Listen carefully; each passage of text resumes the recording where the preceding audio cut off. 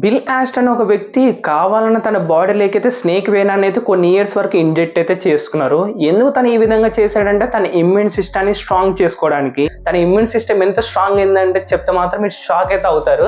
ఎందుకంటే తనకి 172 సార్లు స్నేక్ బైట్ అయితే జరిగింది, కానీ తను చనిపోలేదు. ఓకే, దాని నుంచి ఈజీగా అయితే తనైతే సర్వైవ్ అయితే అయ్యాడు. ఎందుకు ఈ విధంగా జరిగిందంటే తను ఇంతకుముందు చెప్పే కదా కొన్ని ఇయర్స్ వరకు స్నేక్ వేనాన్ని తన బాడీలోకి ఇంజెక్ట్ చేసుకున్నారని. సో దానివల్ల ఏంటంటే తన బాడీ ఆల్రెడీ రెడీగా అయితే ఉందన్నమాట. సో తన బాడీ ఈజీగా అయితే సర్వైవ్ తట్టుకుంది.